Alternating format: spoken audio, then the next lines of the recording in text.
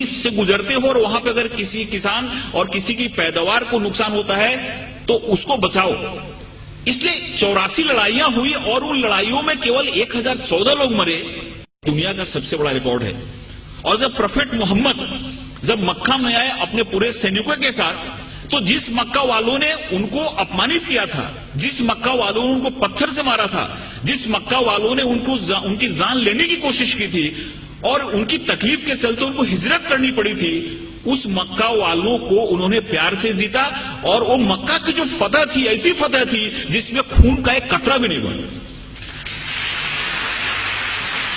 Prophet Mohammad को जितना अपमानित किया गया था, प्रोफेट मोहम्मद की जिंदगी को जितनी तकलीफ दी गई थी, अगर वो चाहते तो जिस समय उन्होंने मक्का में प्रवेश किया, मक्का की फतह की, उस समय हजारों लोगों का कत्ल करा सकते थे, लेकिन एक भी खून का कतरा नहीं बहा और बड़े प्यार और मोहब्बत के साथ उन्होंने मक्का को फतह किया।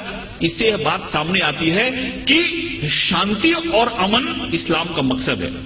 तलवार उठाई उन्होंने, तलवार इसलिए उठाई कि तलवार उठाने का उनको हुक्म था, मजबूरी थी तलवार उठाना, कि अगर तलवार नहीं उठाते तो मजहब का क्याम नहीं हो सकता।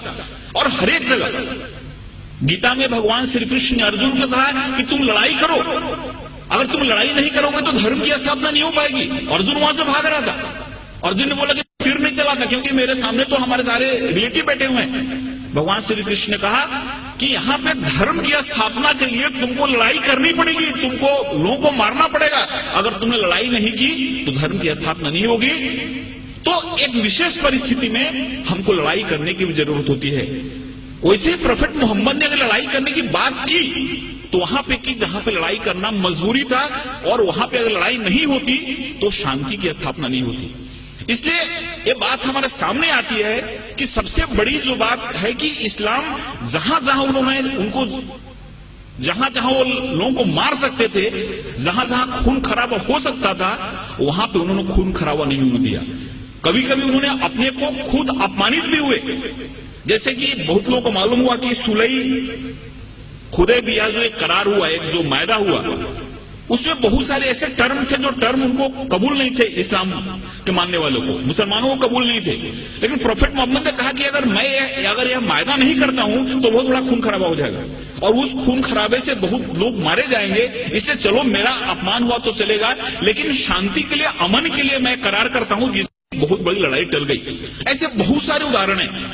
एक बार एक यहूदी का जनाजा जा रहा था और प्रोफेट मोहम्मद अपने लोगों के साथ बैठे हुए थे। उन्होंने जब जनाजा देखा तो उठ के खड़े हो गए। उनके लोगों ने कहा कि ये तो मुसलमान का जनाजा नहीं है, तो एक यहूदी का जनाजा है।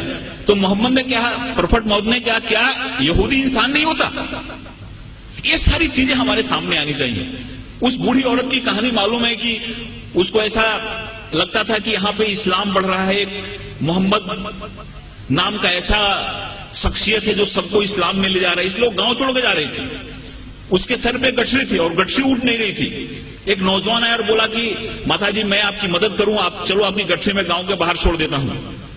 औरत ने उनको गठरी दी और वहां से नौजवान उस गठरी को अपने सर पे लिया और गांव के बाहर गया और बोला कि आप ठीक है, आप गठरी लो जाओ। उस औरत ने पूछा कि कैसा नेक इंसान है जो अपने सर पे मेरी गठरी लेके जा रहा है। उसने पूछा कि तुम्हारा नाम क्या है?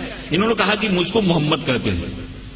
जिसके डर से भाग रही थी वही इंसान उस औरत की गठरी को अपने सर पे ले जा रहा है और उसको मदद कर रहा है, और उसी दिन औरत इस्लाम में आ गई। जो औरत प्रोफेट मोहम्मद के सर पे हमेशा कचरा फेंका करती थी नमाज के जाते समय, रोज कचरा फेंकती थी उनके सर पे। एक दिन जब उसने कचरा नहीं फेंका तो मोहम्मद जब लौट रहे थे, प्रोफेट मोहम्मद, तो उन्होंने देखा और पूछा कि औरत कहां है? लोगों ने कहा कि वो बीमार पड़ी हुई है। वहां पर जाके उन्होंने उसकी तबीयत पूछी।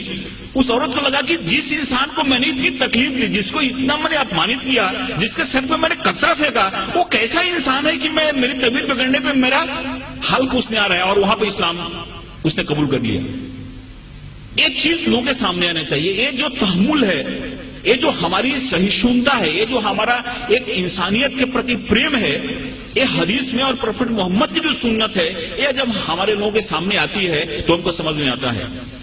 एक हमारे बहुत नजदीक के मित्र हैं जयपुर के,